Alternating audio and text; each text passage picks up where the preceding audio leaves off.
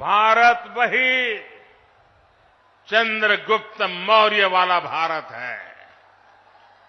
आज का भारत घर में घुसकर मारता है। आपको क्या लगता है कि ये जो इंडियन ग्रोइंग स्पेस है इंटरनेशनल सिस्टम में, वो पाकिस्तान के लिए कितनी ज़्यादा खतरनाक है, या how much does it make us insecure? India किधर चला गया है? इंडिया में चपेड़े मार रहा है अभी। वो उनका वो सदर, वो अपने आप को इवेंचुअली एक हिंदू सुपर पावर के तौर पे एक मल्टीपोलर वर्ल्ड में अपना इवेंचुअली हिस्सा देखना चाहता है। भारत जो है वो जी यूनाइटेड नेशन का सिक्योरिटी काउंसिल में परमानेंट सीट के लिए भी कोशिश कर रहे हैं। ये शहबाज शरीफ साहब को सीखना पड़ेगा। वहां पे अभी कुछ दिन पहले इंडिया जो है उसकी स्पेस ग्लोबल फोरम पे बढ़ रही है। फॉर एग्जाम्पल देखें कि वो बड़ी तेजी से पुश कर रहे हैं, यूएनएससी की रिफॉर्म्स के हवाले से बात कर रहे हैं। छठा मेंबर तो आप, मैं समझता हूं कि Bharat has gained the influence. इसमें तो कोई शक नहीं है कि हिंदुस्तान की जो सोच है या जो ग्लोबल स्ट्रेटेजिक एम्बिशन है वो ग्लोबल है। चाइना को वो थ्रेट करता है बाय आर्मी। और जो सबसे बड़ी बात कल हुई है, आरजू बांग्लादेश के अंदर से चाइना आउट के नारे लगने शुरू हो चुके हैं। इंडिया पे कोई कर्जा नहीं है, उनके पास खुद अपने रिजर्व। ठीक है। छोटे छोटे देश आज जो आटे के लिए तरस रहे हैं। नमस्ते दोस्तों, जय हिंद। हिंदुस्तान स्पेशल में आपका स्वागत है। दोस्तों, प्राइम मिनिस्टर मोदी ने बिहार के जमुई में विरोधियों पर जमकर हमला बोला। उन्होंने राष्ट्रीय और अंतर्राष्ट्रीय मुद्दों पर भी हुंकार भरी और देश की बढ़ती साख के बारे में बताया। उन्होंने विरोधियों पर तीखा प्रहार करते हुए कहा कि पिछले वक्त में भारत कमजोर और गरीब देश माना जाता था। छोटे छोटे देश जो आटे के लिए तरस रहे हैं, उनके आतंकी हम पर हमला कर चले जाते थे। तब पिछली सरकारें दूसरे देशों के पास अपनी शिकायतें लेकर जाती थी, लेकिन हमने कहा कि ऐसे नहीं चलेगा।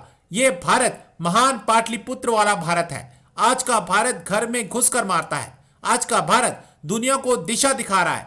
अब दुनिया देख रही है कि केवल 10 वर्षों में भारत की साख कैसे बढ़ी है। आज भारत दुनिया की 5वीं सबसे बड़ी अर्थव्यवस्था बन चुका है।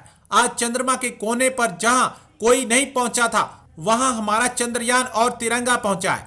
आज भारत G20 की बैठक करता है तो दुनिया में चर्चा हो रही है। ये काम मोदी ने नहीं बल्कि आपने किया है। आपको क्या लगता है कि ये जो इंडियन ग्रोइंग स्पेस है इंटरनेशनल सिस्टम में, वो पाकिस्तान के लिए कितनी ज़्यादा खतरनाक है, या how much does it make us insecure? देखिए, इसमें तो कोई शक नहीं है कि हिंदुस्तान की जो सोच है या जो ग्लोबल स्ट्रेटेजिक एम्बिशन है वो ग्लोबल है और लॉन्ग टर्म है। इसमें कोई शक नहीं है। और वो मेरी नाक़िस राय में वो अपने आप को इवेंचुअली एक हिंदू सुपर पावर के तौर पे एक मल्टीपोलर वर्ल्ड में अपना इवेंचुअली हिस्सा देखना चाहता है। ये उसकी ख्वाहिश और लॉन्ग टर्म स्ट्रेटेजिक विज़न है।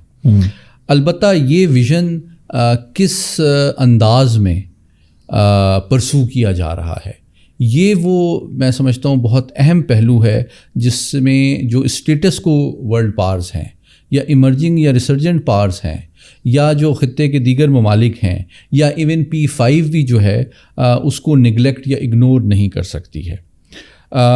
चाइना भी एक मल्टीपोलर वर्ल्ड चाहता है, रूस भी एक मल्टीपोलर वर्ल्ड चाहता है, और मैं समझता हूँ हमारे जो अमरीकी दोस्त हैं उनके लिए ये मामला एक बहुत बड़ा और इंटरेस्टिंग लम्हा फ़िक्रिया होना चाहिए कि जहाँ वो एक जानिब स्ट्रेटेजिक और डिप्लोमेटिक और इकोनॉमिक सपोर्ट प्रोवाइड कर रहे हैं इंडिया के राइज़ और बिल्डअप की as part of the Indo Pacific strategy, वहाँ उनको ये बात निगलेक्ट नहीं करनी चाहिए कि इवेंचुअल जो एंड है भारत का वो शेयर करता है मॉस्को और बीजिंग के साथ एक मल्टीपोलर वर्ल्ड का।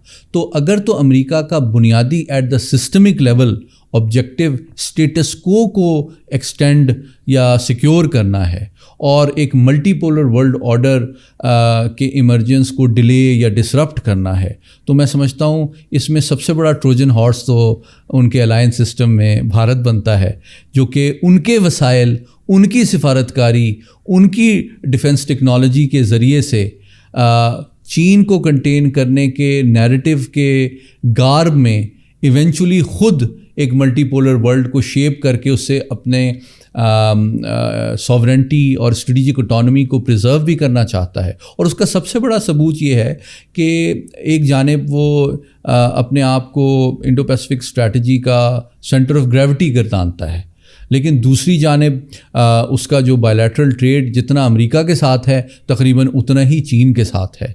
तो एक जानिब वो अमेरिका के साथ से जो सिफारती और दिफाई ताउन हासिल कर रहा है अपने diplomatic support for getting membership into UN Security Council और missile technology control regime, nuclear suppliers group, Wassenaar arrangement, Australia group, इन तमाम स्ट्रेटेजिक अरेंजमेंट्स में तीसरी जानिब वो एससीओ का भी एक मेंबर बन चुका है और चौथी जानिब वो ब्रिक्स का भी मेंबर बन चुका है। तो अगर हम इसको समराइज़ करें तो मैं समझता हूँ क्वांटिटेटिवली भी अगर हकीकत पसंदाना अंदाज में देखा जाए तो ये 4 फोरम्स जो हैं ब्रिक्स, एससीओ और उसके अलावा जो एशिया पैसिफिक स्ट्रैटेजी है अमेरिका की और साथ ही साथ नॉन अलाइन मूवमेंट, तो इनमें से 3 जो फोरम्स हैं उसमें भारत एक बड़ा अहम रोल प्ले कर रहा है। एक तो आर्टिकल मैंने पढ़ा जो मोदी जी साहब के 10 साल, बड़ा अच्छा उन्होंने आर्टिकल लिखा। उन्होंने बताया कि किस तरीके से डिजिटाइज किया गया है भारत को, जिस तरीके से नोटबंदी की गई, बड़े नोट बंद किए, बड़ा अच्छा रिजल्ट उसका आया है। उन्होंने 1.4 बिलियन की आबादी और उनका $3500 पर कैपिटा इनकम होना, इसको बड़ा सराहा गया है। फिर उसके बाद आधार कार्ड, उन्होंने कहा कि मनमोहन सिंह जो है वो एक प्रोजेक्ट शुरू कर गए थे लेकिन उसको पुश किया है मोदी साहब ने, बायोमेट्रिक उसके जो किए गए, उन्होंने उसका क्रेडिट दिया है। मैं समझता हूँ बड़ी अच्छी बातें उन्होंने लिखी है, इसमें कोई शक नहीं। अब खासकर इसी हवाले से एक चीज मैं और मिस नहीं करना चाहूंगा, बिल्कुल उस रीजन के अंदर वर्ल्ड बैंक ने पाकिस्तान के बारे में क्या रखा। अल्टीमेटली वी आर पाकिस्तानी, मैं पाकिस्तानी, मेरी मादरे मिल्लत है। हालांकि मुझे वहां से कोई अच्छी खबर कभी नहीं आती है, अफसोस है, दुख है मेरा, ये मैं सुनना चाहूंगा, कान तरस रहे हैं इस बात। लेकिन वर्ल्ड बैंक ने तशवीश का इजहार किया है कि इस साल